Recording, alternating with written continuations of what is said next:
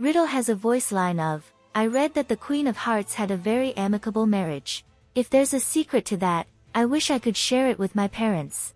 We do not hear much about his father, though we do know that both of his parents were, at one point, famous magical healers. Trey says that, everyone where we're from knew their names. His mom was especially talented, and she really wanted Riddle to live up to her legacy. We learn from Trey that every aspect of Riddle's life growing up was planned down to the minute, including what he ate, wore, what soap he used and who his friends were. Trey says that Riddle obediently completed every task he was assigned in order to please his parents, mastering his unique magic by the age of 10 and turning the enforcement of strict rules into a major part of his own personality. In a line that was rewritten on EN, we learn that Trey, too, has experience with Riddle's mother. She went to his family's cake shop and lectured his entire family for 5 hours straight. This is why he refuses to scold Riddle at NRC, as he knows the kind of wrath that Riddle has suffered in the past. These lines were also rewritten for the English language audience into, "I don't think the situation calls for it," and, "I can't hold that against him." Riddle may have an unusual relationship with food. During Halloween, Floyd comments on how little Riddle has eaten and Riddle responds, "I consume my recommended caloric intake every day, without any excess or deficiency." Floyd says that, maybe if you ate better, you wouldn't have an angry scowl glued to your face 24/7. This recommended caloric intake habit was possibly established by Riddle's mother, who would prepare food for the purpose of improving cerebral function, refusing to allow an 8-year-old Riddle to eat any more than 600 kilocalories per meal and comparing strawberry tarts to poison. This likely connects directly back to present-day Riddle's interest in strawberry tarts, cakes and candy. In a voice line we learn that Riddle tries fast food for the first time in his life at the age of 17. Eppel tells Riddle about Halloween celebrations in his hometown where everyone would share a giant platter of food, and Riddle reacts with, "But then how would you know how much is polite to eat?"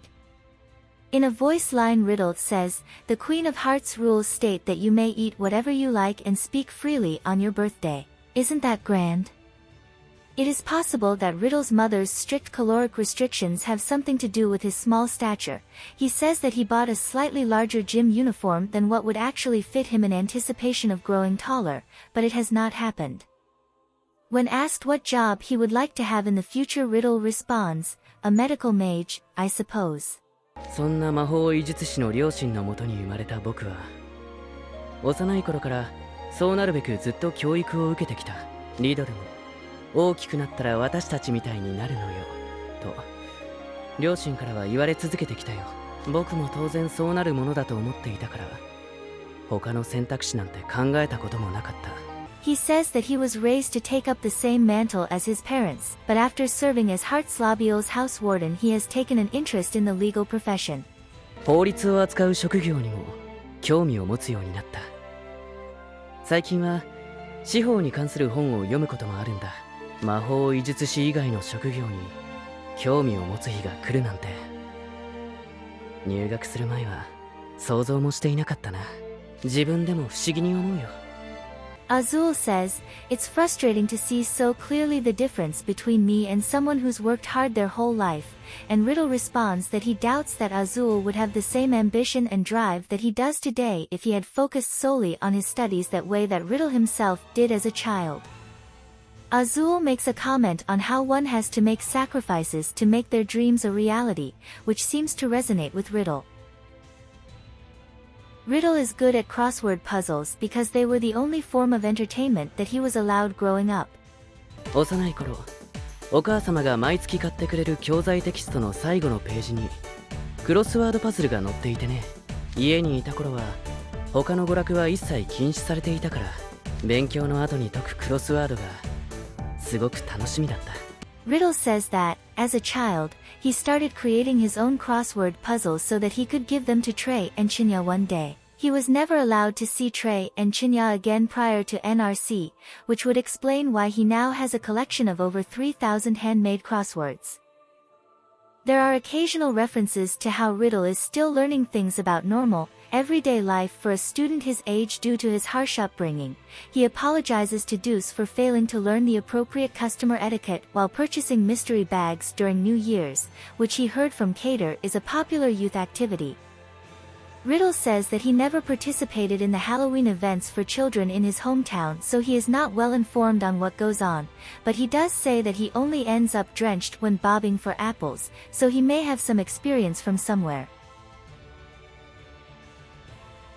Riddle says his household wasn't overly concerned with holidays, so they didn't do anything in particular for Halloween.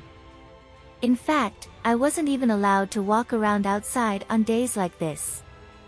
I was a little jealous of kids who could dress up and go trick-or-treating. Epel responds, "Your parents sound really strict. But you don't have to follow their rules now that you're here at school, right? This is your chance to let loose and have fun." Riddle says he will consider it, and Epel invites him to celebrate in his hometown. Riddle silently reflects that he would have no idea how to conduct himself at a party like that which Epel has described, but says he will think about it. At the beginning of Book 4 we see a very subdued Riddle in the Hall of Mirrors. Grimm describes him as, kinda defeated. Ace explains that Riddle is not enthused about going home due to an extreme case of helicopter parenting waiting for him. Trey reminds Riddle that he is still not allowed in Riddle's house and thus cannot bring him any cakes, but encourages him to visit his parents' bakery, assuring him that Chinya will probably be visiting as well. Riddle says, "I think I'm going to try talking with Mother some. I don't know if she'll listen, but even so." In Book 5 it is revealed that Riddle was ultimately not able to escape his home to Trey's family's bakery during the vacation. パーティーぶりか？結局ホリデーは一度も顔を出さんかったじゃにゃの。ああ、連絡をくれていたのに不義理をしてすまなかったね。僕は特に変わりないよ。We learn a little bit more about Riddle's upbringing during Spectral Soiree, when he tells Ruggy and Ortho that he has had no exposure to the comic books and video games the rest of you enjoy. Riddle says that his opinion is entirely grounded in reality as a result, and that he has never had much interest in watching or reading escapist fare. But I have read a great many autobiographies. By the time I was your age, Ortho, I was already reading medical dictionaries. Ortho comments that there are studies that show consuming entertainment media is essential for well-rounded emotional development, and Ruggy points out that Ortho, a robot, is worried about Riddle's emotional growth. Riddle accuses them of ganging up on him, saying it is none of their business. Riddle insists that while he is not up to date on popular culture, he has read all the classics that are foundational for a literary education. Treasure hunting. Adventure. There's no point in bothering with stories that have no lesson to learn. Ruggy reacts with surprise, as treasure hunting is like solving a puzzle, but Riddle seems confused.